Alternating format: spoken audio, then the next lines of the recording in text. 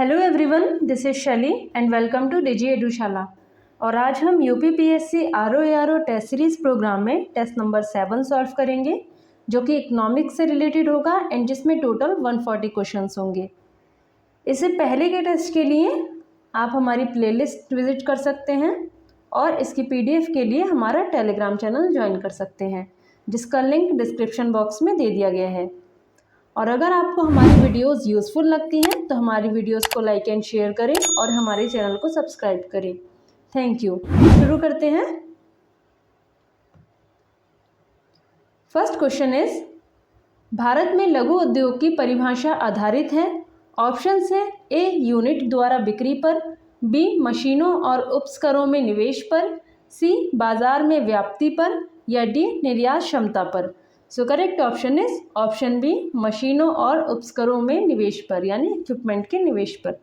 Next, एक बंद अर्थव्यवस्था वह अर्थव्यवस्था है जिसमें कि ऑप्शंस है ए मुद्रा की आपूर्ति पूरी तरह से नियंत्रित की जाती है, बी घाटे का वित्त पोषण किया जाता है, सी केवल निर्यात होता है, या डी ना तो निर्यात और ना ही आयात होता है।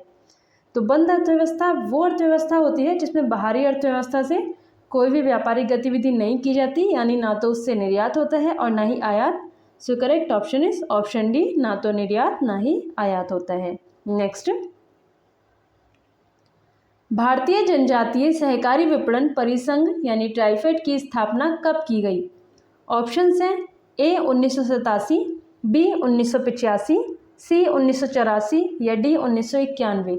सो करेक्ट ऑप्शन इज ऑप्शन ए, यानी ट्राइफेड की स्थापना 1987 में जनजातीय लोगों को शोषण करने वाली जो निजी व्यापारी थे उनसे छुटकारा दिलाने के लिए की गई थी।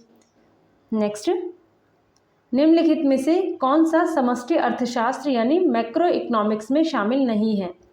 ऑप्शंस हैं ए राष्ट्रीय आय, बी बेरोजगारी, सी किसी फर्म का उत्पादन, या डी मूल्य स्तर।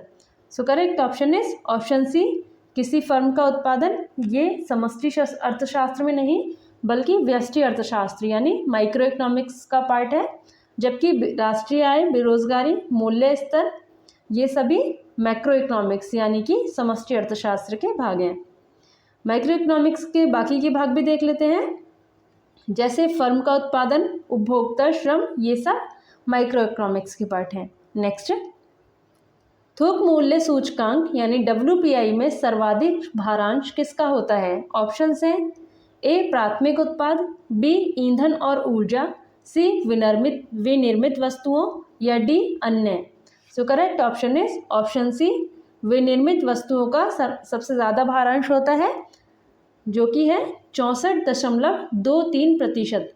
उसके बाद ईंधन और ऊर्जा यानी 22.62% और ऊर्जा का होता है 13.15%। नेक्स्ट, निम्न में से कौन सा सम्मिलित नहीं है। ऑप्शंस हैं ए समन्वित ग्रामीण विकास कार्यक्रम यानी IRDP 1980, बी हरित क्रांति 1966 से 67, सी राष्ट्रीय सामाजिक सहायता कार्यक्रम 1995, या डी राष्ट्रीय ग्रामीण आजीविका mission 2010। So correct option is option D. इसमें से जो NRLM यानी कि राष्ट्रीय ग्रामीण आजीविका मिशन है, ये 2010 में नहीं बल्कि 2011 में प्रारंभ किया गया था। नेक्स्ट, निम्नलिखित में से कौन सा हरित क्रांति का दुष्प्रभाव नहीं है। ऑप्शंस हैं ए मृदा का अनुपजाऊ होना, बी पर्यावरण हानि, सी भौमजल स्तर का निम्नीकरण, या डी छोटे और बड़े कृषकों के मध्य आय असमानता में कमी। सो correct option is option D, छोटे और बड़े कृषकों के मध्य आय असमानता में कमी जो है ये हरित क्रांति का दुष्प्रभाव नहीं है, क्योंकि छोटे और बड़े कृषकों के मध्य असमानता में कमी नहीं हुई थी बल्कि बहुत ज़्यादा मात्रा में वृद्धि हुई थी। नेक्स्ट,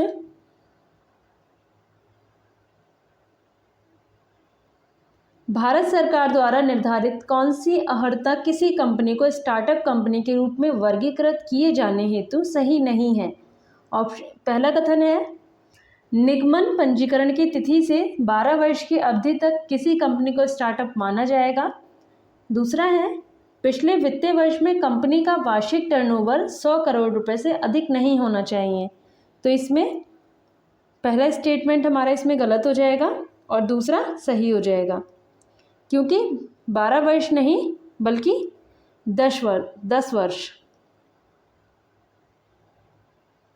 अगर 10 वर्ष पंजीकरण से 10 वर्ष तक की अवधि को कंपनी का स्टार्टअप माना जाएगा, और पिछले वित्तीय वर्ष में कंपनी का अगर वार्षिक टर्नओवर 100 करोड़ रुपए से अधिक नहीं होगा, उससे कम होगा, तभी उसको स्टार्टअप माना जाएगा।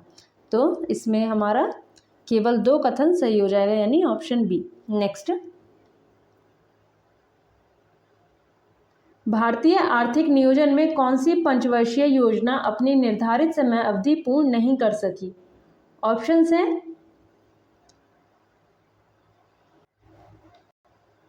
ए चौथी, बी पांचवी, सी छठी या डी सातवीं। So correct option is option B, पांचवी अर्थव्यवस्था, जिसकी समय अवधि थी 1 अप्रैल 1974 से 31 मार्च 1979, लेकिन ये 1 वर्ष पहले यानी 31 मार्च 1978 को ही समाप्त कर दी गई थी। इसलिए जो पंचवर्षीय योजना पांचवी थी वो निर्धारित समय अवधि पूर्ण नहीं की थी, उससे पहले ही समाप्त की गई थी। नेक्स्ट, निम्नलिखित में से कौन सा सही सुमेलित नहीं है? ऑप्शन है ए मनरेगा 2006, बी भारत निर्माण योजना 2005, सी स्वावलंबन योजना 2010 या D smart city mission 2014। So correct option is option D, smart city mission 2014 में नहीं बल्कि 2015 में शुरू किया गया था। नेक्स्ट, भारत में नियोजन के दौरान रोलिंग प्लान यानी अनवरत योजना को किसने लागू किया था? ऑप्शंस हैं A DP Dhar, B DR. Gadgil, C DT. Lakdawala या D KC. Chakravarty. So correct option is option C, DT. Lakdawala ने रोलिंग प्लान लागू किया था, जो कि 1978 से 1980 के बीच के योजना आयोग के उपाध्यक्ष थे। नेक्स्ट, प्रधानमंत्री किसान संपदा योजना में कौन सी योजना शामिल नहीं है? ऑप्शंस हैं ए मेगा फूड पार्क योजना, बी खाद्य सुरक्षा तथा गुणवत्ता आश्वासन अवसंरचना, सी एग्रो प्रोसेसिंग क्लस्टर का विकास या डी फार्म मशीनरी बैंक योजना। सो correct option is option D, इसमें फार्म मशीनरी बैंक योजना शामिल नहीं है। खाद्य प्रसंस्करण मंत्रालय द्वारा 2016 में संपदा योजना शुरू की गई थी, जिसको 2017 में नाम परिवर्तित करके प्रधानमंत्री किसान संपदा योजना कर दिया गया था, और इसमें कुछ योजनाओं को शामिल कर दिया गया था, जिसमें ये जो 3 ऑप्शंस हैं 3 ये हैं, और इसके अलावा बैकवर्ड तथा फॉरवर्ड लिंकेज का विकास, एकीकृत कोल्ड चेन तथा मूल्यवर्धन अवसंरचना, मानव संसाधन तथा संस्थान तथा खाद्य प्रसंस्करण एवं परिरक्षण क्षमताओं का सृजन या विस्तार, ये सभी योजना इसमें शामिल थी। और फार्म मशीनरी बैंक योजना ये प्रधानमंत्री किसान संपदा योजना में शामिल नहीं है। नेक्स्ट, राष्ट्रीय अवसंरचना पाइपलाइन परियोजना कब प्रारंभ की गई थी? ऑप्शंस हैं ए वर्ष 2018 में, बी वर्ष 2019 में, सी वर्ष 2020 में या डी उपयुक्त में से कोई नहीं। So correct option is option B, राष्ट्रीय अवसंरचना पाइपलाइन परियोजना 15 अगस्त 2019 को घोषित की गई थी, और इसमें 5 वर्षों में अवसंरचना क्षेत्र में 102 लाख करोड़ रुपए के निवेश का लक्ष्य रखा गया था, जिसमें 2025 तक $5 ट्रिलियन तक अर्थव्यवस्था को पहुंचाना था। नेक्स्ट, प्रथम पंचवर्षीय योजना किस मॉडल पर आधारित थी? ऑप्शंस हैं A Harold Domar model, B PC Mahalanobis model, C Sukhamoy Chakravarty model या D John W Muller model. So correct option is option A, प्रथम पंचवर्षीय योजना जिसकी समय अवधि थी 1 अप्रैल 1951 से 31 मार्च 1956, और ये हेरल्ड डोमार मॉडल पर आधारित थी। इसकी प्राथमिकता क्या थी? कृषि और सिंचाई क्षेत्र को बढ़ाना। नेक्स्ट,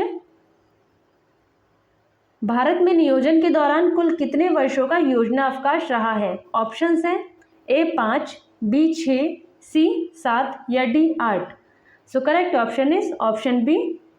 भारत में नियोजन के दौरान कुल 6 वर्षों का योजना अवकाश रहा है। सबसे पहला था 1966 से 1969 में 3 वर्ष का, उसके बाद 1979 से 1980 तक 1 वर्ष का, और उसके बाद तीसरा था 1990 से 1992 तक 2 वर्षों का। तो ये कुल हो जाएगा 6 वर्षों का। नेक्स्ट, निम्नलिखित सेवाओं पर विचार कीजिए। ऑप्शंस हैं ए बैंकिंग, बी कम्युनिकेशन, यस और सी कोयला खनन। ऑप्शंस हैं ए 1 और 2, बी 2 और 3, सी 1 और 3 या डी 1, 2 और 3।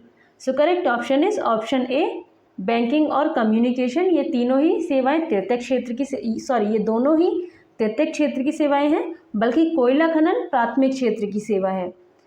अब बाकी की देख लेते हैं, इसमें और भी आती हैं, जैसे बैंकिंग और कम्युनिकेशन ये हो गया, इसके बाद इंजीनियरिंग और उपभोक्ता सेवाएं, ये सभी तृतीयक क्षेत्रक सेवाओं में आती हैं। प्राथमिक और द्वितीयक क्षेत्र की सेवाओं के विकास के लिए जो भी सेवाएं होती हैं उनको तृतीयक क्षेत्र की सेवाओं में रखा जाता है। नेक्स्ट, स्टार्टअप सेवाएं सामान्यतः निम्न में से किस क्षेत्रक से संबंधित हैं?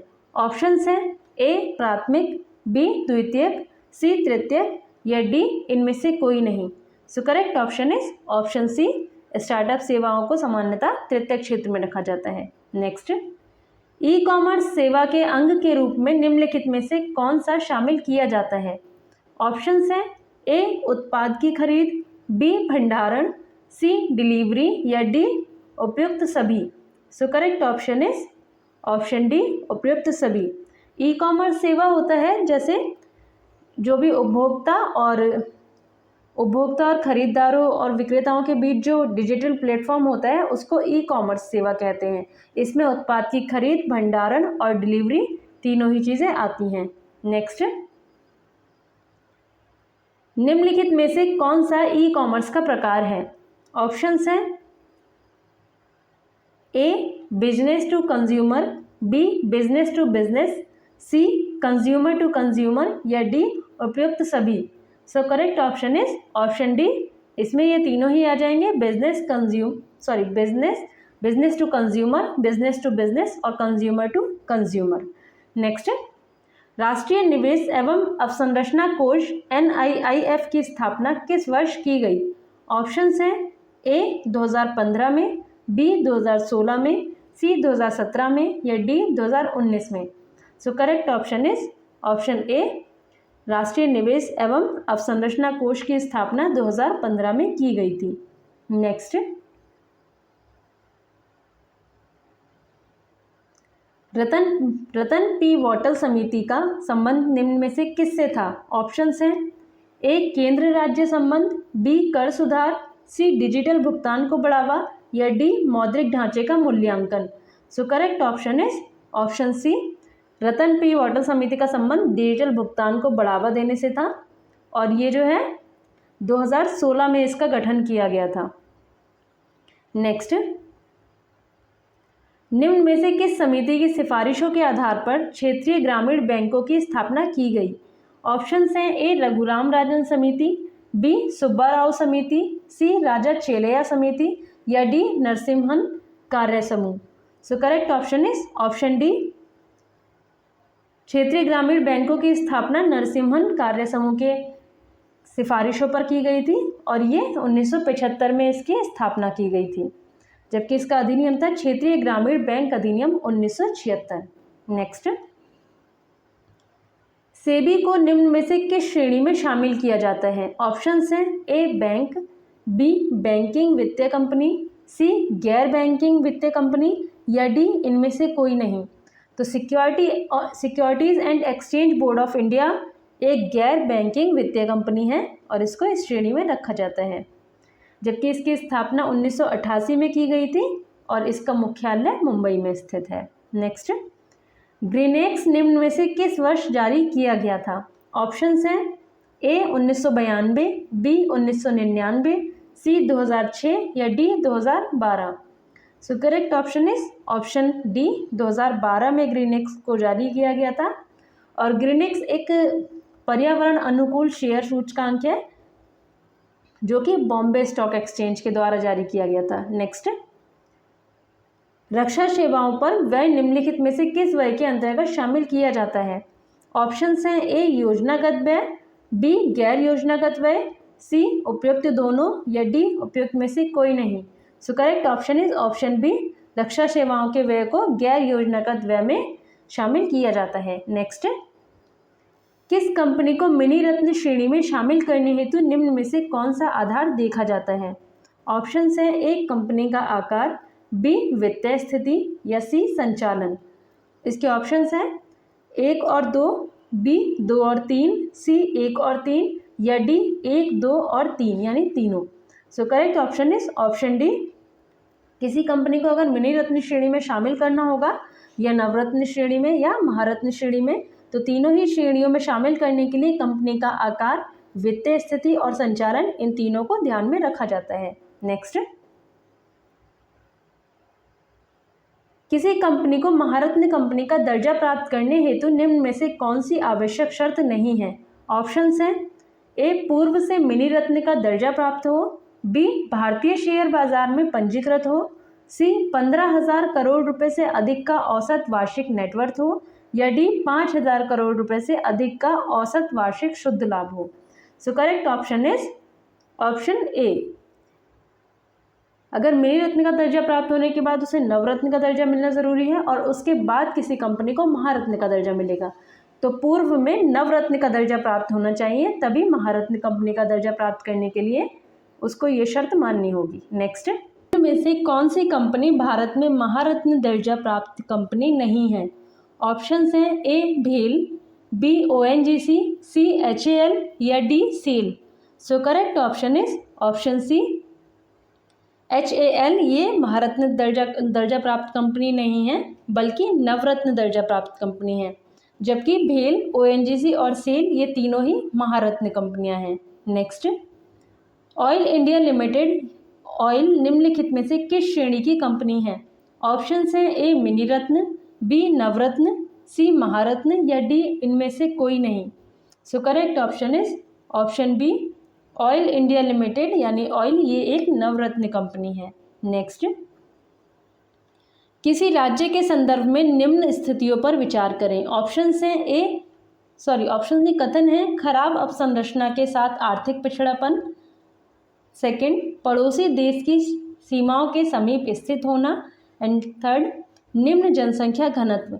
ऑप्शंस हैं उपयुक्त में से कौन से किसी राज्य को विशेष राज्य का दर्जा देने हेतु उचित आधार हो सकते हैं? ए 1 और 2, बी 2 और 3, सी 1 और 3 या डी 1, 2 और 3। सो correct option is option D. ये तीनों ही किसी राज्य को विशेष राज्य का दर्जा प्राप्त करने हेतु उचित आधार हो सकते हैं। इसके अलावा राज्य की पहाड़ी एवं ध्रुव भौगोलिक स्थिति और जनजातीय जनसंख्या की अधिकता भी किसी राज्य को विशेष राज्य का दर्जा देने हेतु आधार हो सकता है। नेक्स्ट, वित्त आयोग में शामिल होते हैं। ऑप्शंस हैं ए अध्यक्ष तथा 5 अन्य सदस्य, बी अध्यक्ष तथा 4 अन्य सदस्य, सी अध्यक्ष तथा 2 अन्य सदस्य या डी इनमें से कोई नहीं। So correct option is option B.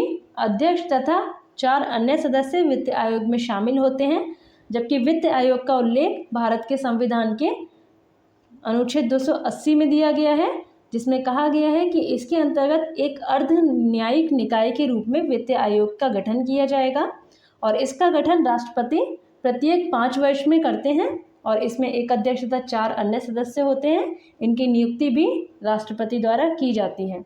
और बात करें इनकी पुनः नियुक्ति की, तो इनकी पुनः नियुक्ति भी की जा सकती है। नेक्स्ट, वित्त आयोग के 4 अन्य सदस्यों की योग्यताओं में शामिल नहीं हैं। ऑप्शंस हैं ए किसी उच्च न्यायालय का न्यायाधीश या इस पद के लिए योग्य व्यक्ति, बी ऐसा व्यक्ति जिसे भारत के लिए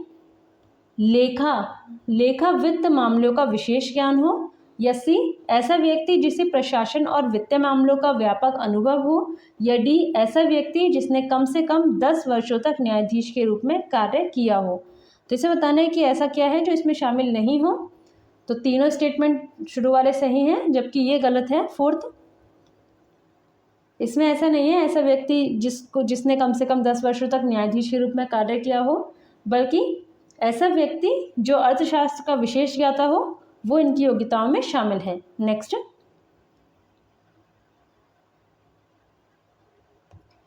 15वें वित्त आयोग के अध्यक्ष हैं। ऑप्शंस हैं A NK. Singh, B YV. Reddy, C doctor Vijay Kelkar या डी इनमें से कोई नहीं। So correct option is option A. 15वें वित्त आयोग के अध्यक्ष एन.के. सिंह हैं, जबकि 14वें वित्त आयोग के अध्यक्ष वाई.वी. रेड्डी और 13वें वित्त आयोग के अध्यक्ष डॉक्टर विजय केलकर हैं। नेक्स्ट, नीति आयोग की स्थापना की गई थी। ऑप्शंस हैं ए 15 अगस्त 2014 को, बी 15 अगस्त 2015 को, सी 13 अगस्त 2014 को या डी 1 जनवरी 2015 को। सो correct option is option D, 1 जनवरी 2015 को नीति आयोग यानी national institute for transforming India की स्थापना की गई थी। नेक्स्ट, नीति आयोग के पदेन सदस्यों में शामिल हैं। ऑप्शंस हैं ए प्रधानमंत्री द्वारा नामित केंद्रीय मंत्रिपरिषद के अधिकतम 5 सदस्य, बी प्रधानमंत्री द्वारा नामित केंद्रीय मंत्रिपरिषद के अधिकतम 4 सदस्य, सी केंद्रीय रक्षा मंत्री या डी केंद्रीय गृह मंत्री। So correct option is option B, प्रधानमंत्री द्वारा नामित केंद्रीय मंत्रिपरिषद के अधिकतम 4 सदस्य नीति आयोग के पदेन सदस्यों में शामिल होते हैं। नेक्स्ट, नीति आयोग के पूर्णकालिक सांगठनिक ढांचे में प्रधानमंत्री के अध्यक्ष होने के अतिरिक्त अन्य संरचना इस प्रकार है। एक तो प्रधानमंत्री हो गए जो कि नीति आयोग के पूर्णकालिक सांगठनिक ढांचे के अध्यक्ष होते हैं, और उसके अलावा हमें बताने हैं कि कौन कौन होते हैं। तो ऑप्शन इसमें कथन है उपाध्यक्ष, सदस्य पूर्णकालिक राज्य मंत्री के पद के समकक्ष, अंशकालिक सदस्य, पदेन सदस्य, मुख्य कार्यपालक पदाधिकारी और सचिवालय। तो इसमें एक अध्यक्ष हो गए हैं, उसके बाद प्रधानमंत्री द्वारा उपाध्यक्ष को नियुक्त किया जाता है जो कि कैबिनेट मंत्री के समकक्ष होते हैं। उसके बाद सदस्य होते हैं पूर्णकालिक जो कि राज्य मंत्री पद के समकक्ष होते हैं। उसके बाद अंशकालिक सदस्य जो कि अधिकतम 2 हो सकते हैं, और ये प्रमुख विश्वविद्यालय शोध संगठन और अन्य प्रासंगिक संस्थाओं से आते हैं। उसके बाद पदेन सदस्य जो कि प्रधानमंत्री द्वारा नामित किए जाते हैं और जो कि 4 हो सकते हैं अधिकतम। उसके बाद मुख्य कार्यपालक पदाधिकारी जिनका एक निश्चित कार्यकाल होता है और इनको भी प्रधानमंत्री द्वारा नियुक्त किया जाता है। ये भारत सरकार के सचिव पद के समकक्ष होते हैं। और उसके बाद सचिवालय, यानी कि ये सारे ही पद होते हैं, और इसमें एक और ऐड कर देंगे तो अध्यक्ष हो जाएंगे, ये 7 हो जाएंगे। So correct option is option D सभी। नेक्स्ट, निम्नलिखित में से कौन सा सही सुमेलित नहीं है। ऑप्शंस हैं ए प्रथम पंचवर्षीय योजना कृषि को प्राथमिकता दी गई थी, द्वितीय पंचवर्षीय योजना में औद्योगिकरण को प्राथमिकता दी गई थी, तृतीय पंचवर्षीय योजना में आत्मनिर्भरता को प्राथमिकता दी गई थी, और डी ऑप्शन है सभी सही सुमेलित हैं। So correct option is option D, ये सभी सही सुमेलित हैं। प्रथम पंचवर्षीय योजना जिसकी समय अवधि 1951 से 1956 थी और ये हैरोल्ड डोमर मॉडल पर आधारित थी, जबकि द्वितीय पंचवर्षीय योजना 1956 से 1961 तक थी जो कि औद्योगिकरण को प्राथमिकता दी गई थी, और तृतीय पंचवर्षीय योजना जो कि 1961 से 1966 तक थी जिसमें आत्मनिर्भरता को प्राथमिकता दी गई थी। नेक्स्ट, किस पंचवर्षीय योजना के तहत 14 बैंकों का राष्ट्रीयकरण किया गया तथा बफर स्टॉक की धारणा लागू की गई। ऑप्शंस हैं ए प्रथम पंचवर्षीय योजना, बी द्वितीय पंचवर्षीय योजना, सी तृतीय पंचवर्षीय योजना या डी चतुर्थ पंचवर्षीय योजना।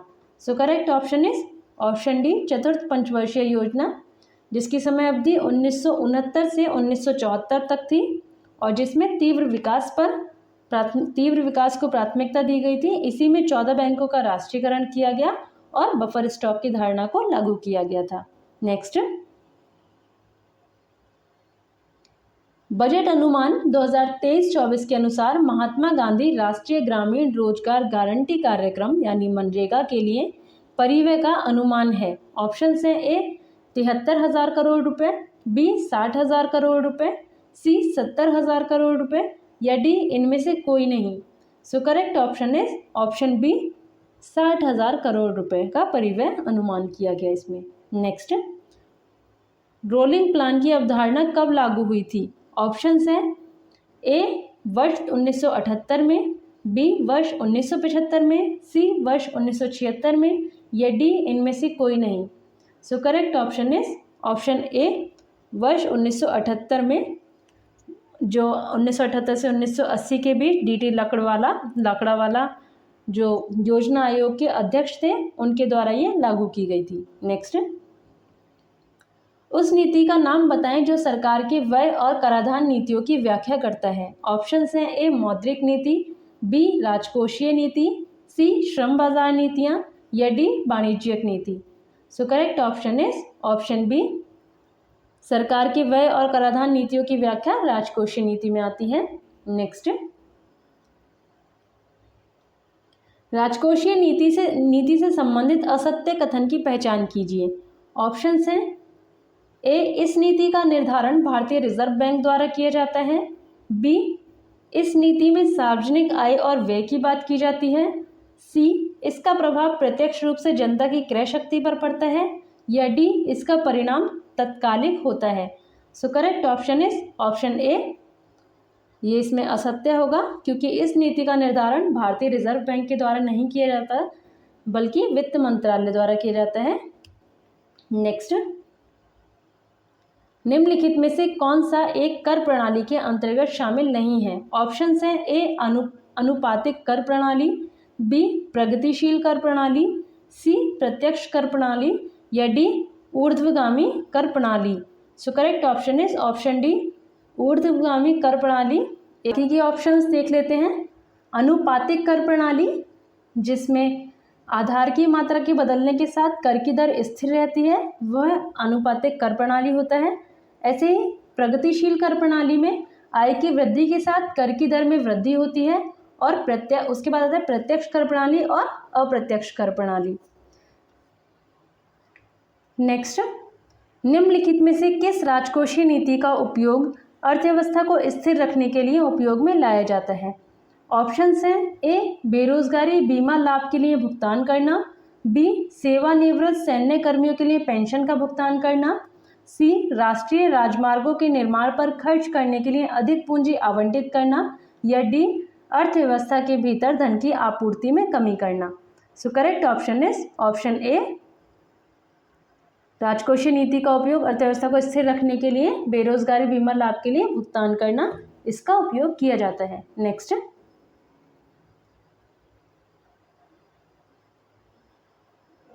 कर के साथ कर आधार पर ही किसी विशेष प्रयोजन के लिए लगाए जाने वाले कर को क्या कहते हैं?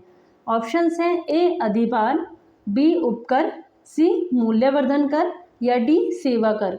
So correct option is option B, कर के साथ कर आधार पर ही किसी विशेष प्रयोजन के लिए लगाए जाने वाले कर को उपकर कहा जाता है और कर के ऊपर जो कर लगता है उसको अधिभार कहते हैं।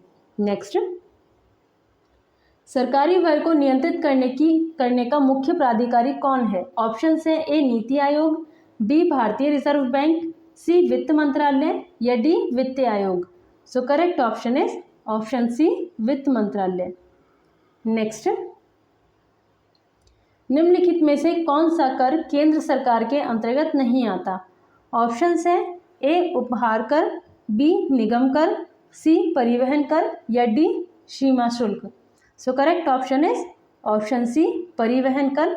ये केंद्र सरकार के अंतर्गत नहीं आता है बल्कि राज्य सरकार के अप्रत्यक्ष करों के अंतर्गत आता है और बाकी उपहार कर और निगम कर सरकार के प्रत्यक्ष करों के केंद्र सरकार के प्रत्यक्ष करों के अंतर्गत आते हैं और सीमा शुल्क केंद्र सरकार के अप्रत्यक्ष करों के अंतर्गत आते हैं। नेक्स्ट, निम्नलिखित कथनों पर विचार कीजिए। ऑप्शंस हैं कथन है लाभांश कर, टोल टैक्स, व्यय कर। उपयुक्त कथनों में से प्रत्यक्ष कर की पहचान कीजिए। ऑप्शंस हैं ए 1 और 2, बी 1 और 3, सी 2 और 3 या डी 1, 2 और 3। सो correct option is option D 1, 2 और 3 लाभांश कर, टोल टैक्स और व्यय कर, ये तीनों ही प्रत्यक्ष कर हैं। जबकि लाभांश कर और टोल टैक्स ये केंद्र सरकार के प्रत्यक्ष कर हैं और व्यय कर ये राज्य सरकार के प्रत्यक्ष कर हैं। नेक्स्ट, निम्नलिखित फसलों में से कौन सी फसल शीत ऋतु की फसल मानी जाती है? ऑप्शंस हैं ए जौ, बी सोयाबीन, सी कपास या डी तरबूज। सो करेक्ट ऑप्शन इज ऑप्शन ए जौ। ये शीत ऋतु की फसल है और इसी को रबी की फसल भी कहा जाता है। नेक्स्ट, निम्नलिखित कथनों में से सत्य कथन की पहचान कीजिए। ऑप्शंस हैं ए चाय, रबड़, आलू व्यापारिक फसलें हैं, बी सुपारी, काजू, चाय एवं रबड़ बागानी फसलें हैं, सी कुसुम, तंबाकू, गन्ना ये तीनों रोधी फसलें हैं। तो इसमें से सत्य कथन की पहचान करनी है। सो करेक्ट इसमें ऑप्शन देख लेते हैं। ऑप्शन है ए 1 और 2, बी 1 और 3, सी 2 और 3 और डी 1, 2 और 3। सो करेक्ट ऑप्शन इज ऑप्शन ए 1 और 2 सही है, बाकी जो तीसरा कथन है वो इसमें असत्य है, क्योंकि जो कुसुम है ये रोधी फसल है, जबकि तंबाकू और गन्ना ये दोनों व्यापारिक फसलें हैं। अब कुसुम जो होती है ये क्या होता है, कैसी फसल होती है? जब खेत के चारों तरफ मतलब ऐसा कुछ लगा देते हैं जिससे खेत में हवा की गति को कम किया जाए और बाहर से कोई मतलब जानवर वगैरह आते हैं तो उनसे खेत की रक्षा की जाए। इस फसल को बॉर्डर फसल भी कहते हैं। इसीलिए कुसुम जो है वो रोधी फसल है, जबकि तंबाकू और गन्ना व्यापारिक फसलें हैं। नेक्स्ट, भारत के शीर्ष खाद्यान्न उत्पादक राज्यों में से प्रथम स्थान पर कौन स्थित है? ऑप्शन हैं A Punjab, B Madhya Pradesh, C Rajasthan या D Uttar Pradesh. So correct option is option D, Uttar Pradesh प्रथम स्थान पर है, जबकि इसके बाद मध्य प्रदेश और पंजाब है। नेक्स्ट, निम्नलिखित समूहों में से श्री अन्न किस समूह से संबंधित कृषि उत्पाद है? ऑप्शन हैं ए गेहूं, धान, मक्का, बी गेहूं, कपास, सोयाबीन, सी सांवा, कोदो, कुटकी या डी कपास, गन्ना, तंबाकू। So correct option is option C, श्री अन्न समूह में सांवा, कोदो, कुटको ये तीनों कृषि उत्पाद श्री अन्न समूह के हैं। इनके अलावा ज्वार, रागी, बाजरा, कुट्टू, रामदाना, कंगना, चीना ये सभी भी श्री अन्न समूह के कृषि उत्पाद हैं।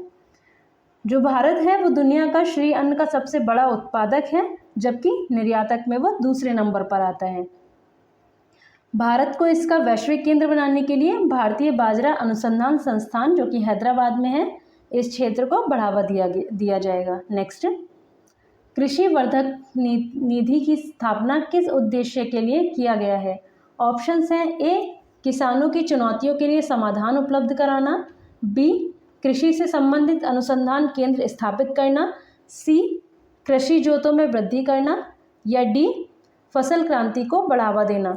So correct option is option ए, किसानों की चुनौतियों के लिए समाधान उपलब्ध करना ये कृषि वर्धक नीति की स्थापना का उद्देश्य है।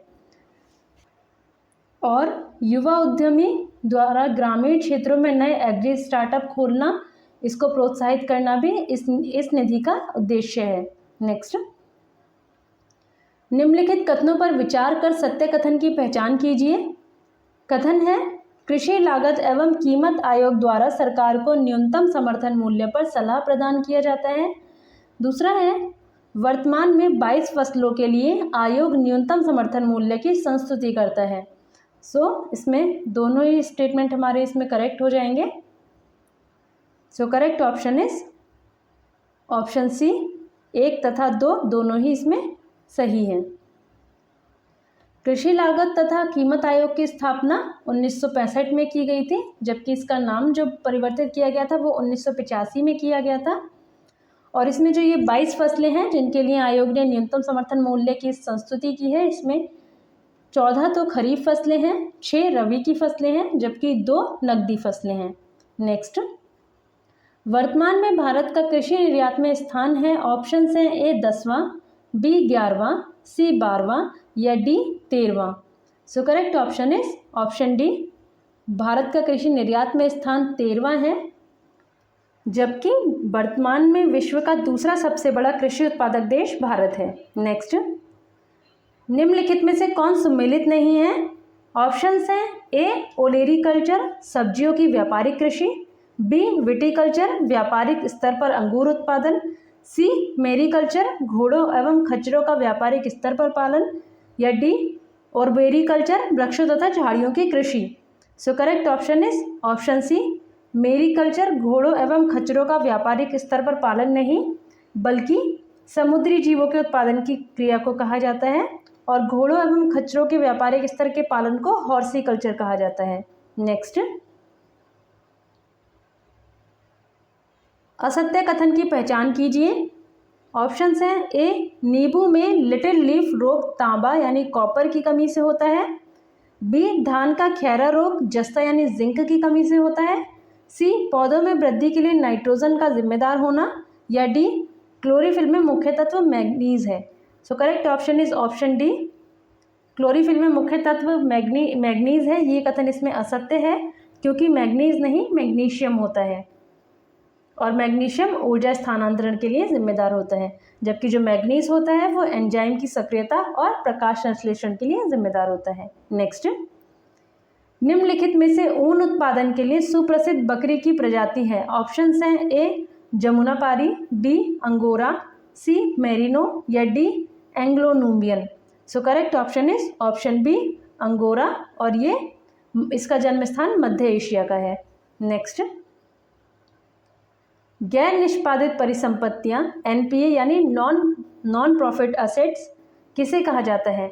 ऑप्शंस हैं ए 60 दिन या उससे अधिक दिनों से बकाया मूलधन या ब्याज, बी 90 दिन या उससे अधिक दिनों से बकाया मूलधन या ब्याज, सी 180 दिन या उससे अधिक दिनों में बकाया मूलधन या ब्याज, या डी 360 दिन या उससे अधिक दिनों से बकाया मूलधन या ब्याज।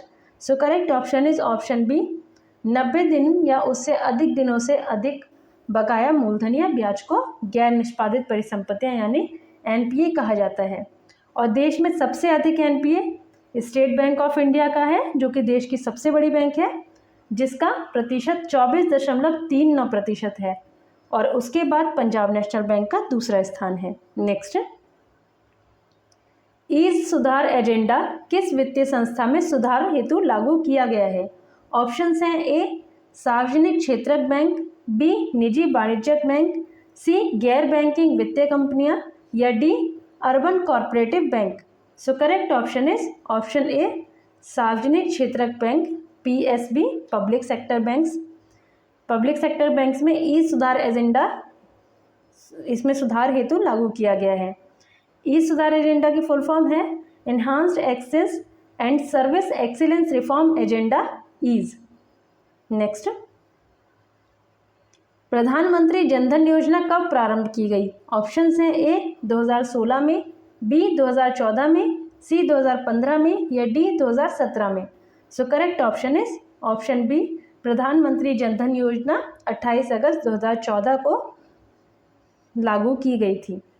नेक्स्ट, प्रधानमंत्री सुरक्षा बीमा योजना किस आयु वर्ग के व्यक्तियों के लिए लागू की गई। ऑप्शंस हैं ए 18 से 40, बी 18 से 50, सी 18 से 60, या डी 18 से 70।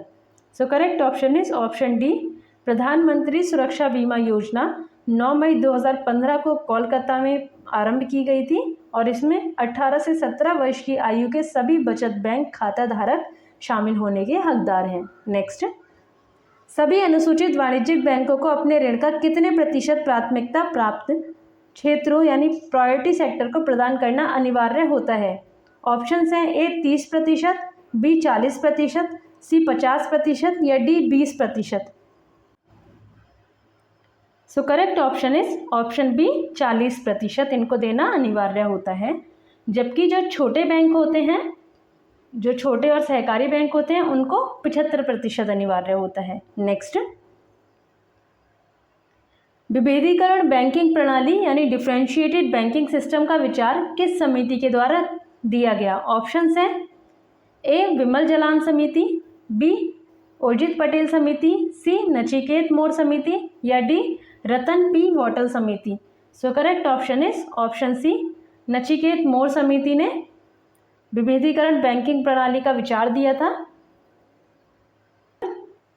निम्नलिखित में से कौन सा कथन सत्य नहीं है? ऑप्शंस हैं ए नगद आरक्षित अनुपात CRR में कमी मुद्रा आपूर्ति में वृद्धि लाती है, बी रेपो रेट में वृद्धि मुद्रा आपूर्ति में कमी लाती है, सी रिवर्स रेपो रेट में वृद्धि मुद्रा आपूर्ति में वृद्धि लाती है, एंड डी बैंक दर में कमी मुद्रा आपूर्ति में वृद्धि लाती है।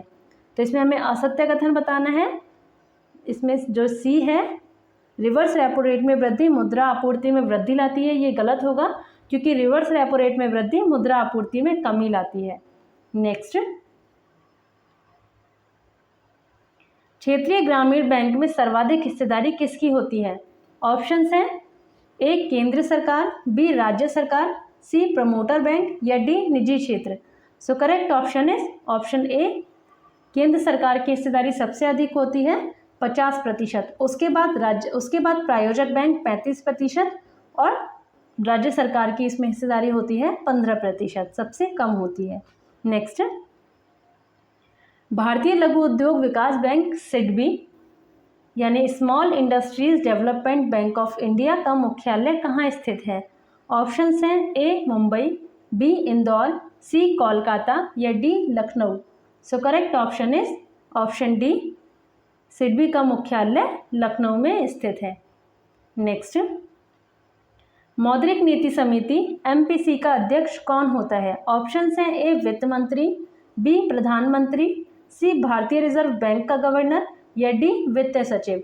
सो correct option is option C, भारतीय रिजर्व बैंक का गवर्नर मौद्रिक नीति समिति के अध्यक्ष होते हैं। नेक्स्ट, वित्तीय समावेशन सूचकांक FII किसके द्वारा जारी किया जाता है?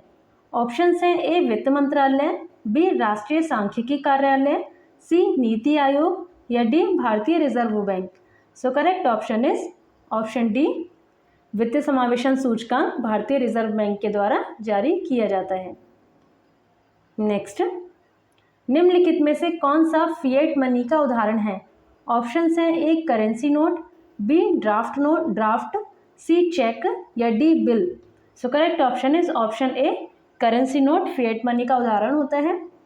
जो ये फिएट मनी होती है ये सरकार द्वारा जारी की गई एक मुद्रा होती है जिसका अपना कोई मूल्य नहीं होता है और इसका जो मूल्य होता है वो गवर्नमेंट के रूल से लिया जाता है, इसीलिए इसको फिएट मनी कहते हैं।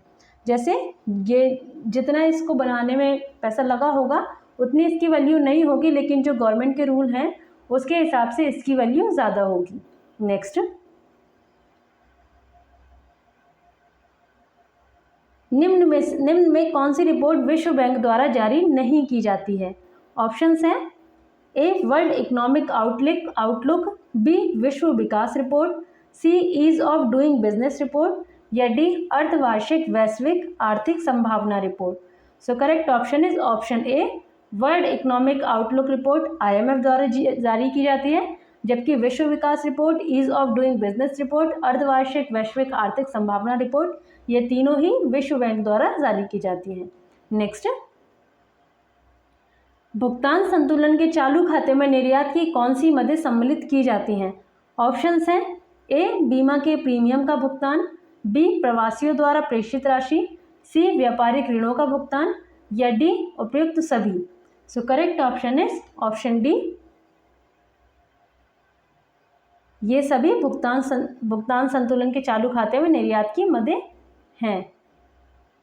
नेक्स्ट, भारत में रुपए को चालू खाते में विदेशी मुद्रा से पूर्णतः परिवर्तनीय कब किया गया? ऑप्शंस हैं ए 1992, बी 1994, सी 1998 या D 2000। So correct option is option B, 19 अगस्त 1994 को रिजर्व बैंक ने ये भारत में रुपए को चालू खाते में विदेशी मुद्रा में पूर्णतः परिवर्तनीय किया गया। नेक्स्ट, भारत का पहला निर्यात प्रसंस्करण क्षेत्र यानी एक्सपोर्ट प्रोसेसिंग जोन कहाँ स्थापित किया गया? ऑप्शंस हैं ए कांडला, बी विशाखापत्तनम, सी पारादीप या D Hooghly. So correct option is option ए, भारत का पहला निर्यात प्रसंस्करण क्षेत्र 1965 में गुजरात के कांडला में स्थापित किया गया। नेक्स्ट, विशेष आहरण अधिकार यानी स्पेशल ड्राइंग राइट का संबंध किससे है? ऑप्शंस हैं ए विश्व बैंक, बी संयुक्त राष्ट्र संघ, सी अंतर्राष्ट्रीय मुद्रा कोष या डी विश्व व्यापार संगठन। So correct option is option C, विशेष आहरण अधिकार का संबंध अंतर्राष्ट्रीय मुद्रा कोष IMF से है और ये 1970 में इसे मुद्रा के रूप में अपनाया गया था। ये एक कृत्रिम मुद्रा है। इसका जो मूल्य होता है वो बास्केट ऑफ करेंसी में शामिल मुद्राओं के औसत भार के आधार पर किया जाता है और जो मुद्राएं इसमें शामिल हैं बास्केट ऑफ करेंसी में वो अभी के टाइम पे 5 हैं, जो कि है अमेरिकी डॉलर, यूरो, चीनी renminbi, जापानी येन और ब्रिटिश पाउंड स्टर्लिंग। नेक्स्ट, मुद्रा का अवमूल्यन क्या होता है? ऑप्शंस हैं ए विदेशी मुद्रा के सापेक्ष घरेलू मुद्रा का मूल्य गिरा देना, बी विदेशी मुद्रा के सापेक्ष घरेलू मुद्रा का मूल्य बढ़ा देना, सी मुद्रा का अधिक मात्रा में छापना या डी IMF के पास अधिक रिजर्व ट्रेंच रखना। सो करेक्ट ऑप्शन इज ऑप्शन ए, मुद्रा का अवमूल्यन यानी डिवैल्यूएशन विदेशी मुद्रा के सापेक्ष घरेलू मुद्रा का मूल्य गिरा देना होता है। नेक्स्ट, विदेशी व्यापार नीति 2023 के तहत किस वर्ष तक भारत के समग्र निर्यात को 2 ट्रिलियन अमेरिकी डॉलर तक बढ़ाने का लक्ष्य रखा गया? ऑप्शंस हैं ए 2028, बी 2030, सी 2035 या D 2040। So correct option is option B, 2030 तक 2 ट्रिलियन अमेरिकी डॉलर तक बढ़ाने का लक्ष्य रखा गया है भारत का। इसमें केंद्रीय वाणिज्य एवं उद्योग तथा उपभोक्ता मामले और खाद्य और सार्वजनिक वितरण मंत्री ने विदेश व्यापार नीति यानी FTP लॉन्च की थी, जो कि 1 अप्रैल 2023 को लागू हो गई थी। इसमें सरकार ने लक्ष्य रखा है कि 2030 तक भारत के समग्र निर्यात को 2 ट्रिलियन अमेरिकी डॉलर तक पहुंचाना है। नेक्स्ट, आर्थिक समीक्षा 2022-23 के तहत भारत को प्रत्यक्ष विदेशी निवेश अंतर्वाह में शीर्ष निवेशकर्ता देश कौन सा है? ऑप्शंस हैं ए सिंगापुर, बी मॉरिशस, सी UAE या D USA। So correct option is option A Singapore. Next, विश्व बैंक के तहत 2022 में विदेशों से भेजे जाने वाले धन में शीर्ष धन प्रेषण प्राप्तकर्ता देश कौन सा है? ऑप्शंस हैं ए अमेरिका, बी चीन, सी सिंगापुर या D Bharat. So correct option is option D, विश्व बैंक के तहत 2022 में विदेशों से भेजे जाने वाले धन में शीर्ष धन प्रेषण प्राप्तकर्ता देश भारत है। नेक्स्ट, देशों के प्रतिकूल भुगतान संतुलन को ठीक करने के लिए अल्पकालीन सहायता कौन सी संस्था सहायता करती है? ऑप्शंस हैं ए विश्व बैंक, बी अंतर्राष्ट्रीय मुद्रा कोष, सी अंतर्राष्ट्रीय पुनर्निर्माण एवं विकास बैंक या डी अंतर्राष्ट्रीय वित्त निगम। So correct option is option B, अंतर्राष्ट्रीय मुद्रा कोष। और IMF का जो गठन था वो भी ब्रिटेन वुड्स समझौते के तहत 1944 में हुआ था और इसका मुख्यालय वॉशिंगटन DC में है। नेक्स्ट, निम्न कथनों पर विचार कीजिए। और पहला कथन है संघाई सहयोग संगठन का मुख्यालय बीजिंग में है। दूसरा, भारत इसकी स्थापना से इसका सदस्य है। ऑप्शंस हैं उपयुक्त में से कौन से या से कथन सत्य हैं? ऑप्शंस हैं ए केवल 1, बी केवल 2, सी दोनों सही या डी दोनों गलत। So correct option is option ए, इसमें से पहला कथन सही है और दूसरा गलत है, क्योंकि संघाई सहयोग संगठन का जब गठन हुआ था तब भारत इसका सदस्य नहीं था। भारत और पाकिस्तान दोनों ने ही इसकी सदस्यता 2017 में ली थी, जबकि जो संघाई सहयोग संगठन था इसका गठन 1996 को किया गया था संघाई 5 के रूप में, जिसमें 5 सदस्य थे कजाकिस्तान, चीन, किर्गिस्तान, रूस और तजाकिस्तान। इसके बाद 2001 में जब इसमें उज्बेकिस्तान शामिल हुआ तब इसका नाम बदलकर SCO यानी संघाई सहयोग संगठन रख दिया गया।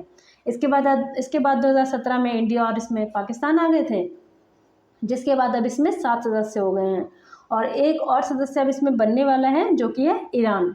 नेक्स्ट, बौद्धिक संपदा अधिकार से संबंधित व्यापार की निगरानी कौन करता है?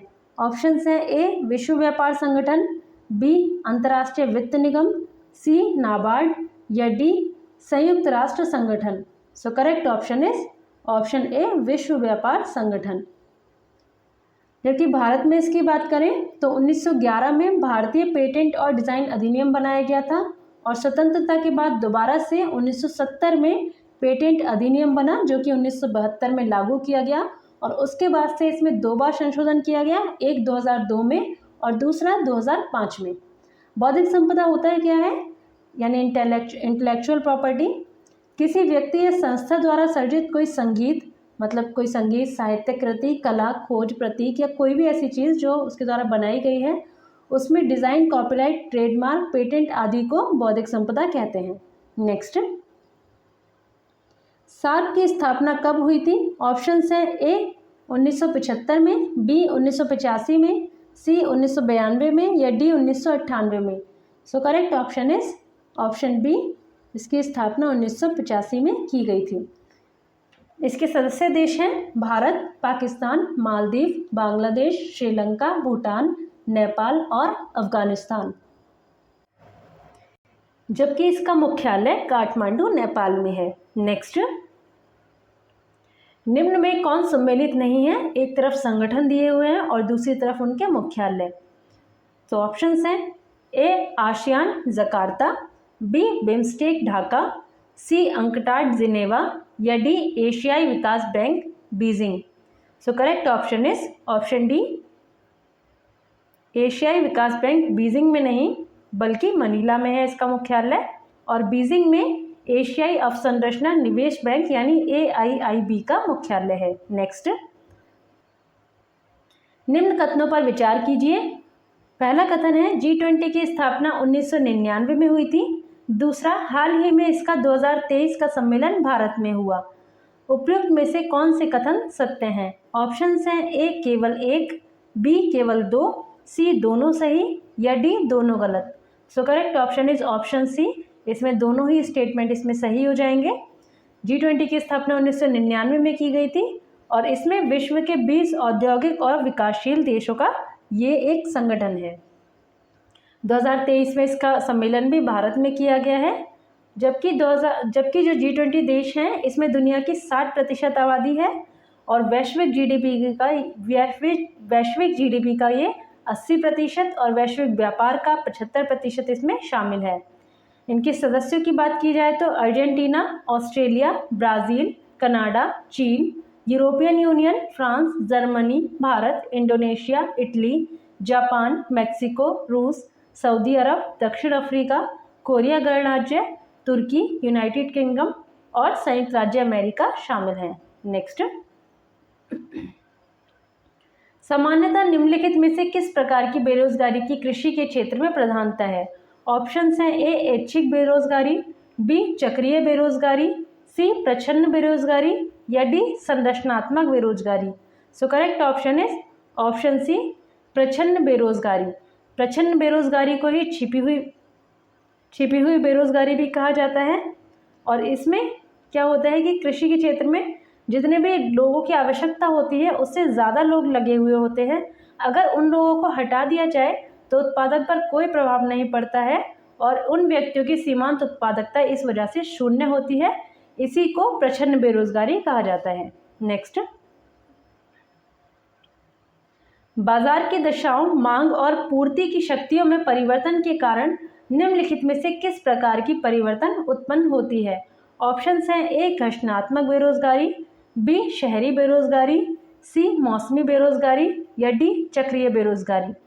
जब मांग और पूर्ति शक्तियों में परिवर्तन के कारण जो दशा होती है तो उसके बाद घर्षणात्मक बेरोजगारी उत्पन्न होती है, यानी ऑप्शन ए। नेक्स्ट,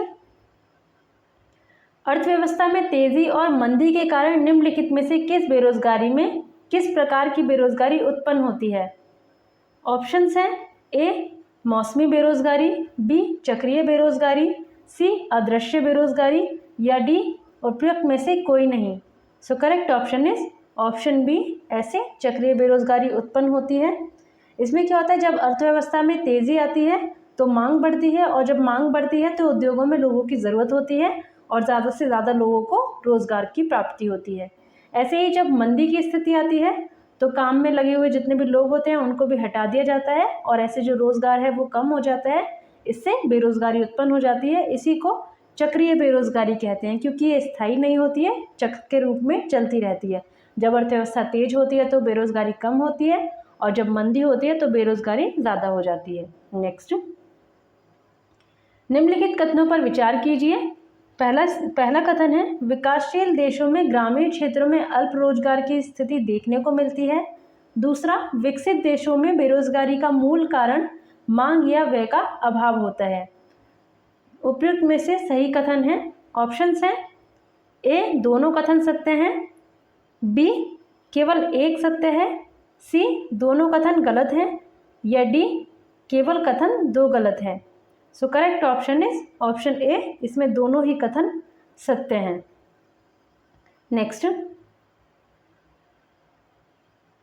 भारत में गरीबी को परिभाषित किया गया है। ऑप्शंस हैं, ए परिवार की आय से, बी कैलोरी प्राप्ति से, सी लोगों के जीवन स्तर से, या डी परिवार में सदस्यों के आधार पर।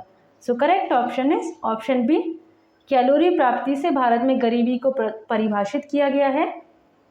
इसमें नीति आयोग के अनुसार ग्रामीण क्षेत्र में प्रति व्यक्ति प्रतिदिन 2400 कैलोरी तथा शहरी क्षेत्र में प्रति व्यक्ति प्रतिदिन 2100 कैलोरी का पोषण प्राप्त न कर सकने वाले व्यक्ति को गरीबी रेखा के नीचे रखा जाता है।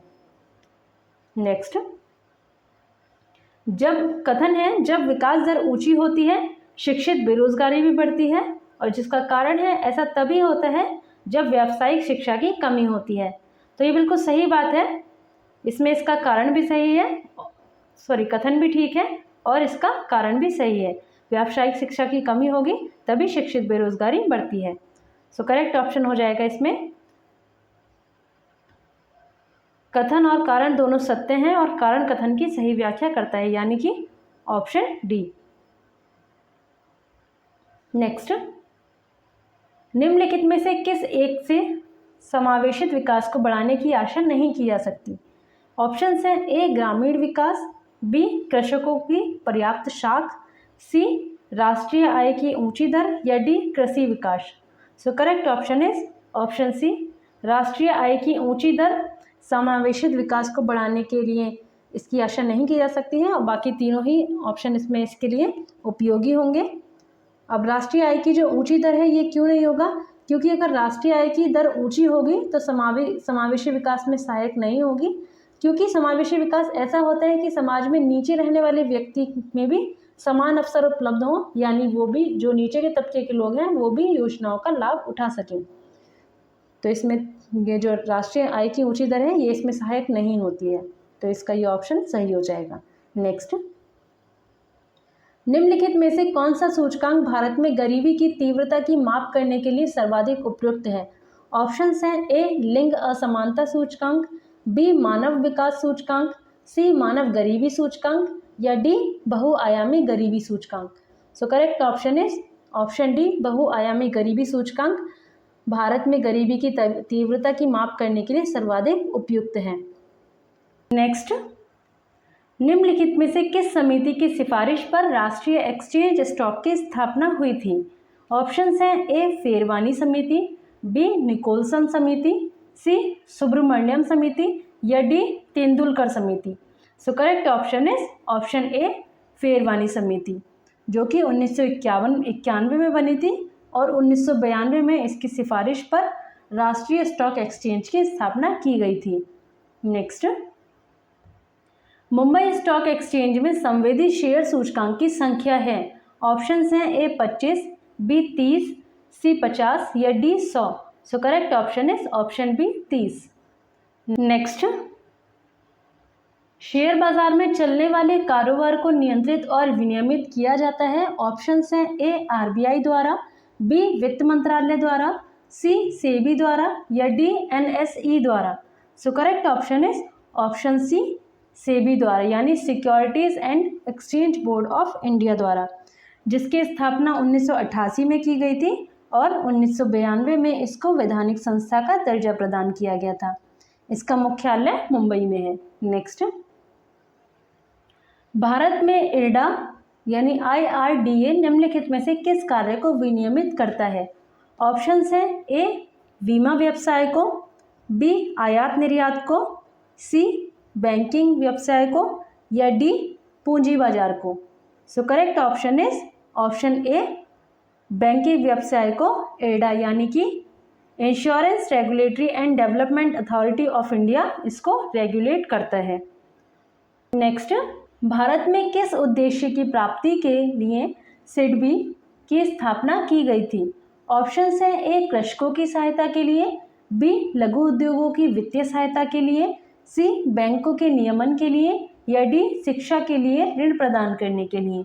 सो correct option is option B, लघु उद्योगों की वित्तीय सहायता के लिए सिडबी यानी small industries development bank of India की स्थापना की गई थी और इसकी स्थापना 1989 में की गई थी और इसका मुख्यालय लखनऊ में स्थित है।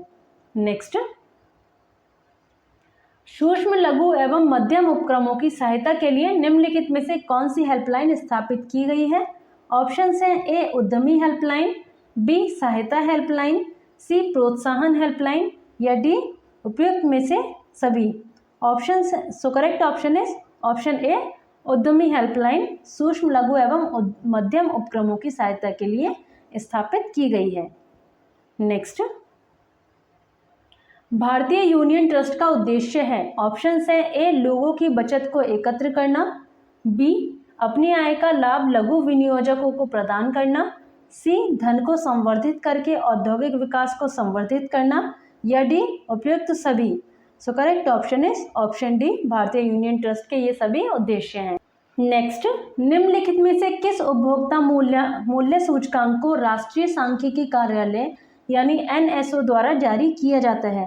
ऑप्शंस है ए, CPI IW यानी industrial worker, B, CPI AL यानी agricultural labourer, C, CPI RL यानी रूरल लेबरर, या D, CPI rural urban. So correct option is option D, CPI rural urban. जो CPI रूरल अर्बन है ये सांख्यिकी और कार्यान्वयन मंत्रालय द्वारा जारी किया जाता है, इसमें NSO इसको जारी करता है, जबकि बाकी सभी CPI IW, CPI AL, CPI RL इन तीनों को श्रम और रोजगार मंत्रालय में श्रम ब्यूरो द्वारा संकलित किया जाता है। नेक्स्ट,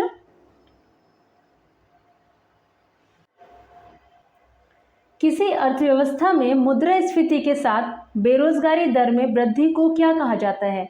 ऑप्शंस हैं A, stagflation, B, disinflation, C, deflation, या D, disinflation. So correct option is option A, stagflation. ये एक ऐसी स्थिति होती है जिसमें अर्थव्यवस्था मुद्रास्फीति और बेरोजगारी की उच्च दर का सामना करती है, जिसमें मुद्रास्फीति भी उच्च होती है और बेरोजगारी भी उच्च होती है, और इसको हिंदी में मुद्रास्फीति जनित मंदी कहा जाता है। नेक्स्ट,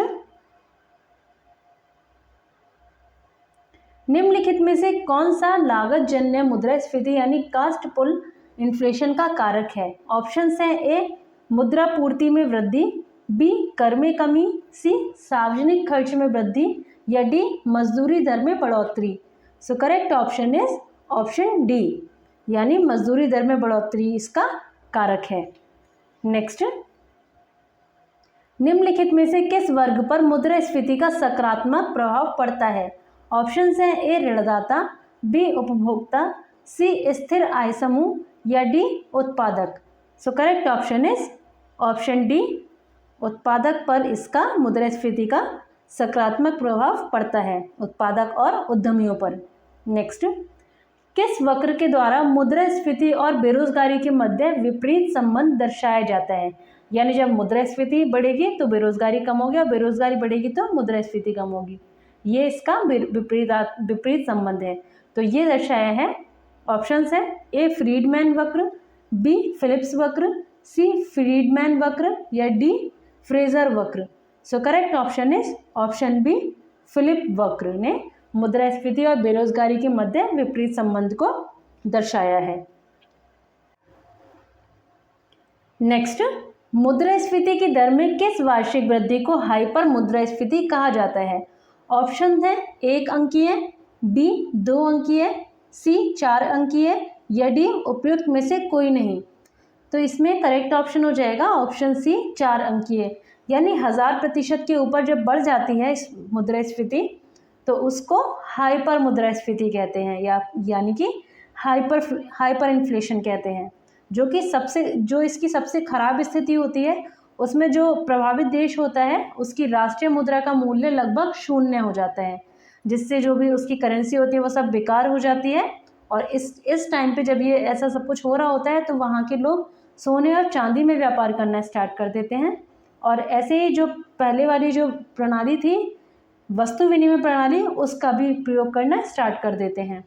ऐसा 1920 के दशक में जर्मनी, 2000 में जिम्बाब्वे और 2010 में वेनेजुएला में हुआ था ये हाइपर इन्फ्लेशन। नेक्स्ट, वर्तमान में भारत में भारतीय रिजर्व बैंक द्वारा लक्षित मुद्रास्फीति कितनी है?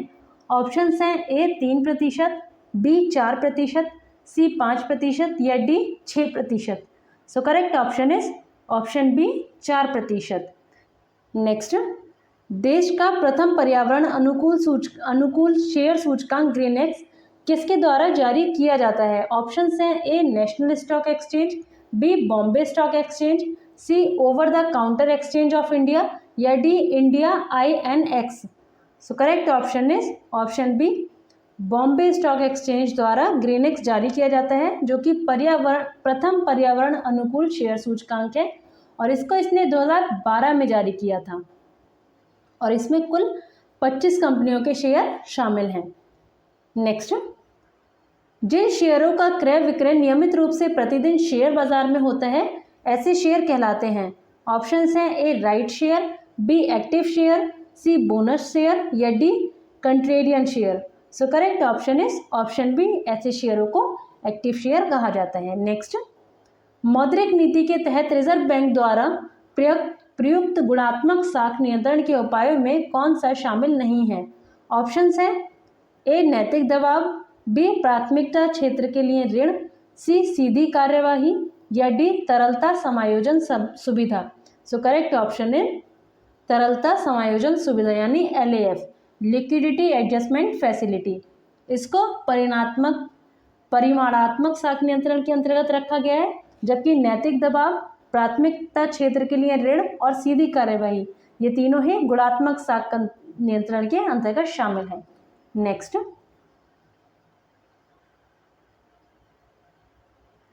सूची 1 को सूची 2 से सम्मिलित करना है। एक तरफ योजनाएं दी गई हैं और दूसरी तरफ उनकी तिथियां। तो सबसे पहले है प्रधानमंत्री वय वंदना योजना, जो कि मई 2017 में शुरू की गई थी। उसके बाद किसान मानधन योजना, जो कि सितंबर 2019 में शुरू की गई थी। प्रधानमंत्री स्वनिधि योजना, ये जून 2020 में। और लास्ट में प्रधानमंत्री गरीब कल्याण योजना, ये दिसंबर 2016 में। इस तरह इसका कोड बनेगा 2341, यानी कि option C 2341। Next, Ayushman Bharat योजना के तहत कितने रुपए तक की बीमा राशि प्रति परिवार प्रदान करने का प्रावधान है? ऑप्शन हैं A 2 lakh, B 5 lakh, C 8 lakh या D 10 lakh. So correct option is option B 5 lakh. Ayushman Bharat योजना की शुरुआत 2018 में की गई थी। नेक्स्ट, निम्न कथनों पर विचार कीजिए। सुकन्या समृद्धि योजना का संबंध बेटी बचाओ बेटी पढ़ाओ से है। और दूसरा है सुकन्या समृद्धि योजना के अंतर्गत एक निश्चित ब्याज दर खाते में जमा राशि पर दी जाती है जो अपरिवर्तित रहती है। उपयुक्त कथनों के आधार पर कौन सा कथन असत्य है? ऑप्शंस हैं ए केवल 1, बी केवल 2, सी 1 तथा 2 दोनों या डी ना तो 1 ना ही 2। So correct option is option B, यानी केवल 2 कथन असत्य है, क्योंकि जो सुकन्या समृद्धि योजना है उसके अंतर्गत जो ब्याज दर है उसमें जो खाते की जमा राशि है वो अपरिवर्तित रहती है, जो उसकी ब्याज दर होती है जमा राशि पर। इसलिए हमारा दूसरा स्टेटमेंट गलत हो जाएगा और पहला स्टेटमेंट सही हो जाएगा। सुकन्या समृद्धि योजना का संबंध बेटी बचाओ बेटी पढ़ाओ से है। नेक्स्ट, PM श्री योजना की शुरुआत कब हुई? ऑप्शंस हैं ए 14 अप्रैल 2022, बी 5 सितंबर 2022, सी 16 अक्टूबर 2022 या डी 25 दिसंबर 2022। So correct option is option B 5 सितंबर 2022 यानी शिक्षक दिवस के मौके पर पीएम श्री योजना की शुरुआत की गई थी। नेक्स्ट, सूची 1 को सूची 2 से सुमेलित करना है। एक तरफ योजनाएं हैं और दूसरी तरफ उनकी तिथियां हैं। तो उज्ज्वला योजना 1 मई 2016 को शुरू की गई थी। निर्भीक योजना 14 सितंबर 2019 को, तेजस्विनी योजना 22 सितंबर 2015 को और सहज योजना 30 अगस्त 2015 को। तो इसमें कोड हो जाएगा 3421 यानी ऑप्शन बी 3421। नेक्स्ट, इसमें बताना है कि कौन सा सुमेलित नहीं है। सबसे पहले है पीएम स्वामित्व योजना अप्रैल 2021, उड़ान योजना अप्रैल 2016, स्टैंड अप इंडिया अप्रैल 2016 और स्टार्टअप इंडिया जनवरी 2016। So correct option is option B Udan योजना अप्रैल 2016 में नहीं बल्कि अक्टूबर 2016 में शुरू की गई थी, इसलिए ये इसका गलत हो जाएगा। और इस योजना में उड़े देश का आम नागरिक ये टैगलाइन रखी गई थी। और इसमें इसका उद्देश्य था जो देश के छोटे शहर थे उसमें रहने वाले अधिक से अधिक लोगों को हवाई यात्रा की सुविधा प्रदान करना। नेक्स्ट, एरो योजना का संबंध है। ऑप्शंस हैं ए एक्सप्रेसवे से, बी जल संसाधन से, सी डाकघरों से या डी भौतिक अवसंरचना से। So correct option is option C, इसका संबंध था डाकघरों से। इसका उद्देश्य था जो भी ग्रामीण क्षेत्रों में डाकघर हैं उनको उन्नत तरीके से बनाया जाए और इसकी जो शुरुआत थी ये अगस्त 2018 में की गई थी। उसके बाद नेक्स्ट, आरोग्य श्री योजना का संबंध किस प्रदेश से है।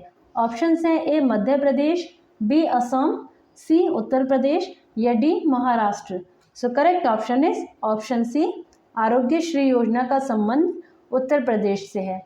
इसमें भी जो प्रत्येक परिवार है उसको प्रत्येक वर्ष 5 लाख रुपए का स्वास्थ्य बीमा कवर प्रदान किया जाएगा और जो भी जीवन यापन जो गरीबी रेखा से नीचे करते हैं उनको मुफ्त इलाज प्रदान किया जाएगा। नेक्स्ट,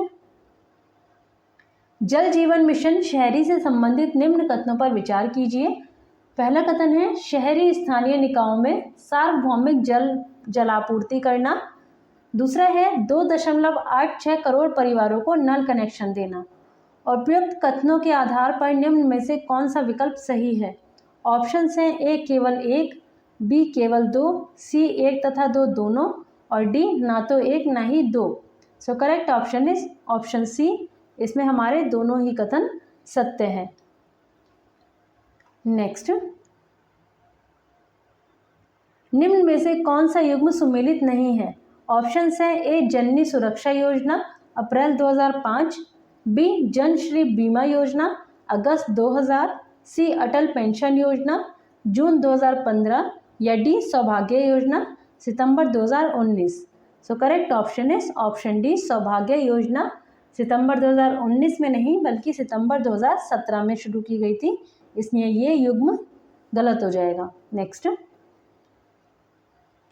प्रधानमंत्री आदि आदर्श ग्राम योजना के संबंध में निम्न कथनों पर विचार कीजिए। पहला कथन है 4.22 करोड़ की जनसंख्या को कवर करने वाले महत्वपूर्ण जनजातीय आबादी वाले गांवों को आदर्श ग्राम में रूपांतरित करना।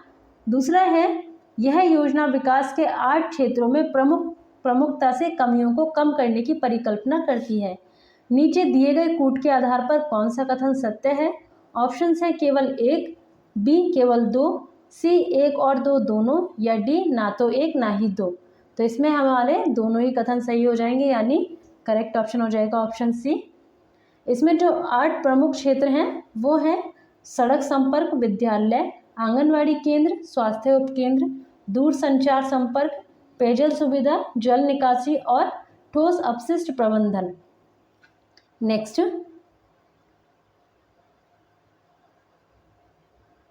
भाग्य लक्ष्मी योजना के अंतर्गत राज्य सरकार द्वारा कितनी वित्तीय सहायता प्रदान की जाती है। ऑप्शंस हैं ए 10,000 रुपये, बी 20,000 रुपये, सी 50,000 रुपये या डी 1 लाख रुपये। So correct option is option C, इसमें 50,000 रुपये राशि प्रदान की जाती है और ये उत्तर प्रदेश से संबंधित है। इसमें जो 50,000 रुपये की वित्तीय सहायता प्रदान की जाती है वो जो बेटियां होती हैं उनके परिवार को प्रदान की जाती है और इसी के साथ जो बेटी की माँ होती है उसको 5100 रुपये की आर्थिक सहायता प्रदान की जाती है। नेक्स्ट, केंद्रीय बजट 2023-24 के अमृतकाल के लिए विजन के अंतर्गत शामिल है। ऑप्शंस हैं ए, युवा वर्ग पर विशेष ध्यान देते हुए नागरिकों के लिए अवसर, बी, रोजगार सृजन में वृद्धि, सी, सुदृढ़ और स्थिर बृहद आर्थिक वातावरण, या डी, उपयुक्त सभी। So correct option is option D, उपयुक्त सभी। इसमें अमृतकाल के विजन के लिए केंद्रीय बजट 2023-24 में इन तीनों चीज़ों को रखा गया है। नेक्स्ट, केंद्रीय बजट 2023-24 के अनुसार अमृतकाल सप्तऋषि प्राथमिकताओं में शामिल नहीं है। ऑप्शंस हैं ए, समावेशी विकास, बी, युवा शक्ति, सी, अवसंरचना और निवेश, या डी, नारी सशक्तिकरण। सो correct option is option D, नारी सशक्तिकरण इसमें शामिल नहीं है, जबकि समावेशी विकास, युवा शक्ति, अवसंरचना और निवेश के अलावा अंतिम छोर तक पहुंच, वित्तीय क्षेत्र, हरित विकास और क्षमता उभरना, ये सभी इसमें शामिल हैं। नेक्स्ट, हाल ही में प्रस्तुत केंद्रीय बजट के अंतर्गत भारत को मिलेट का वैश्विक केंद्र बनाने के उद्देश्य से कौन सी योजना शुरू करने की घोषणा की गई। ऑप्शंस हैं ए, फ्री अन्न योजना, बी, श्री अन्न योजना, सी, उपयुक्त योजना, या डी, इनमें से कोई नहीं। So correct option is option B, यानी श्री अन्न योजना। इसमें जो IIMR हैदराबाद है उसको भी सहायता का प्रावधान इसमें किया गया है। श्री अन्न योजना को मतलब भारत में इस चीज़ को वैश्विक केंद्र बनाने के लिए। नेक्स्ट, केंद्रीय बजट 2023-24 के अनुसार उपलब्धियां समावेशी विकास के तहत अब तक कितने ग्रामीण घरों को पेयजल कनेक्शन प्रदान किया जा चुका है। ऑप्शंस हैं A, 9 crore, B, 10 crore, C, 11 crore, या D, 5 crore. So correct option is option A, 9 crore. Next, हाल ही में प्रस्तुत केंद्रीय बजट 2023-24 के तहत रक्षा मंत्रालय हेतु कुल कितने लाख करोड़ रुपए आवंटित किए जाने का प्रावधान है। ऑप्शंस हैं ए, 2.70 लाख करोड़ रुपए, बी, 1.96 लाख करोड़ रुपए, सी, 5.94 लाख करोड़ रुपए, या इनमें से कोई नहीं। So correct option is option C, रक्षा मंत्रालय हेतु इसमें 5.94 लाख करोड़ रुपए का बजट आवंटित किया गया है। नेक्स्ट, हाल ही में प्रस्तुत उत्तर प्रदेश बजट 2023-24 के अनुसार प्रदेश की कुल जनसंख्या है। ऑप्शंस हैं A, 16 crore, B, 19 crore, C, 24 crore, या D, 121 crore. So correct option is option C, 24 crore. Next, वित्तीय वर्ष 2023-24 के बजट अनुमानों के आधार पर देश की GDP में उत्तर प्रदेश का योगदान है। ऑप्शंस हैं ए, 10%, बी, 8%, सी, 6%, या D, 7%। So correct option is option B, 8%। Next, केंद्रीय बजट 2023-24 के अनुसार देश को निवल शून्य कार्बन उत्सर्जन बनाने का लक्ष्य निर्धारित किया गया है। ऑप्शंस हैं ए, वर्ष 2047 तक, बी, वर्ष 2070 तक, सी, वर्ष 2050 तक, या डी, इनमें से कोई नहीं। So correct option is option B, वर्ष 2070 तक। केंद्रीय बजट 2023-24 के अनुसार भारतीय हरित उद्योग और आर्थिक परिवर्तन लाने के लिए वर्ष 2070 तक पंचामृत तथा निवल शून्य कार्बन उत्सर्जन की ओर दृढ़ता से आगे बढ़ने का उद्देश्य इसमें लक्ष्य निर्धारित किया गया है। इसके लिए इसमें हरित हाइड्रोजन मिशन की भी शुरुआत की गई है। नेक्स्ट, केंद्रीय बजट 2023-24 के अनुसार हाल ही में आकांक्षी जिला कार्यक्रम की सफलता को आगे बढ़ाते हुए सरकार ने आकांक्षी ब्लॉक कार्यक्रम शुरू किया है। इसके अंतर्गत कुल कितने ब्लॉकों को कवर करने की योजना है। ऑप्शंस हैं ए, 500, बी, 600, सी, 700, या D, 800। So correct option is option A, 500 block. Next, Uttar Pradesh budget 2023-24 के अनुसार बेटी बचाओ बेटी पढ़ाओ योजना प्रदेश के कितने जनपदों में संचालित की जा रही है। ऑप्शंस हैं ए, 75, बी, 72, सी, 71, या D, 70। So correct option is option C 71 जनपदों में। और इन जनपदों में कन्या भ्रूण हत्या की रोकथाम के लिए भी जागरूकता कार्यक्रम संचालित किए जा रहे हैं। नेक्स्ट, आर्थिक समीक्षा 2022-23 के अनुसार वर्ष 2021 में सेवा निर्यात में भारत की हिस्सेदारी विश्व के कुल सेवा निर्यात का कितने प्रतिशत रही? ऑप्शंस हैं ए 3%, बी 4%, सी 5% या D 6%। So correct option is option B 4%। Next, आर्थिक समाचार 2022-23 के अनुसार वर्ष 2022 के दौरान शीर्ष से कम होते हुए विदेशी मुद्रा प्राप्तकर्ता देश समूह थे। ऑप्शंस हैं ए भारत, मैक्सिको, चीन, फिलीपींस, बी मैक्सिको, भारत, चीन, फिलीपींस, सी भारत, मैक्सिको, चीन, मिस्र या डी भारत, चीन, Mexico, Philippines. So correct option is option ए भारत, उसके बाद मैक्सिको, फिर चीन और लास्ट में फिलीपींस। ये इनका क्रम है विदेशी मुद्रा प्राप्तकर्ता देश। भारत सबसे ज़्यादा और फिलीपींस इसमें सबसे कम। नेक्स्ट, आर्थिक समीक्षा 2022-23 के अनुसार वर्ष 2023 को किसका अंतर्राष्ट्रीय वर्ष घोषित किया गया है? ऑप्शंस हैं ए अंतर्राष्ट्रीय चावल वर्ष, बी अंतर्राष्ट्रीय जैविक कृषि वर्ष, सी पौष्टिक अनाजों के लिए अंतर्राष्ट्रीय वर्ष या डी दलहन के लिए अंतर्राष्ट्रीय वर्ष। So correct option is option C पौष्टिक अनाजों के लिए अंतर्राष्ट्रीय वर्ष यानी international year of millets. Next,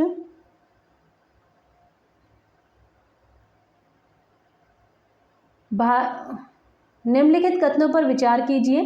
पहला कथन है भारत दूध उत्पादन में पहले स्थान पर है। दूसरा, भारत अंडा उत्पादन में विश्व में तीसरे स्थान पर है। तीसरा, भारत मांस उत्पादन में विश्व में 8वें स्थान पर है। निम्नलिखित में से सही कथन है। ऑप्शंस है ए 1, 2 सही है, बी 1, 3 सही है, सी 1, 2, 3 सही है या डी सभी कथन गलत हैं। So correct option is option C, तीनों ही कथन इसमें सही हैं। नेक्स्ट, देखो अपना देश पर्यटन योजना में भारत से कुल कितने स्थानों का चयन किया गया है? ऑप्शंस हैं ए 24, बी 50, सी 101 या D 75। So correct option is option B 50 स्थानों का, जो कि पहले 15 थे इनकी संख्या। नेक्स्ट, निम्न में से कौन सुमेलित है? तो इसमें हमें बताना है कि कौन सही सुमेलित है।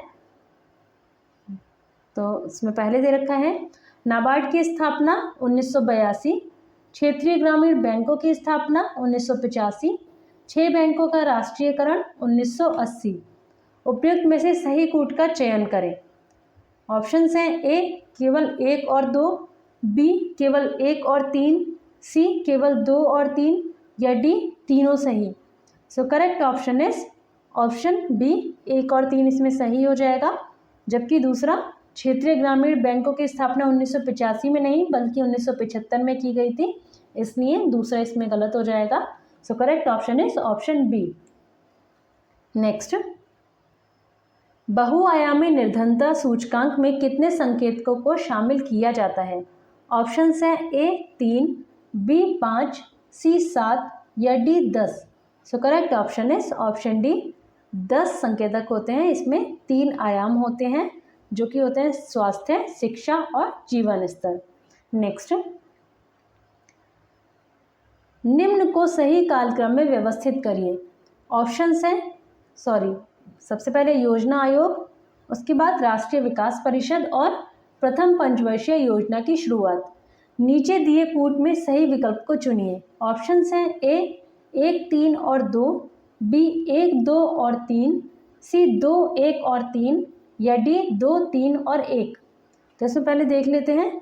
योजना आयोग की स्थापना हुई थी 1950 में, जबकि राष्ट्रीय विकास परिषद की स्थापना 1952 इसके 2 साल बाद हुई थी और प्रथम पंचवर्षीय योजना की शुरुआत 1 अप्रैल 1951 से 31 मार्च 1956 तक के लिए की गई थी। यानी कि 1 अप्रैल, इसको 1951 ही मान लेते हैं, 1951 में की गई थी। तो सबसे पहले योजना आयोग, उसके बाद प्रथम पंचवर्षीय योजना और उसके बाद में राष्ट्रीय विकास परिषद, यानी 1, 3 और 2। So correct option is option ए। ये टेस्ट हमारा इसमें ख़त्म होता है। यहाँ पर आप इनका स्कोर चेक करिएगा अपना। अगर आपको ये वीडियो अच्छी लगी हो और ये हेल्पफुल है आपके लिए तो आप हमारी वीडियो को लाइक एंड शेयर कर सकते हैं और हमारे चैनल को सब्सक्राइब करना ना भूलें। Thank you for watching.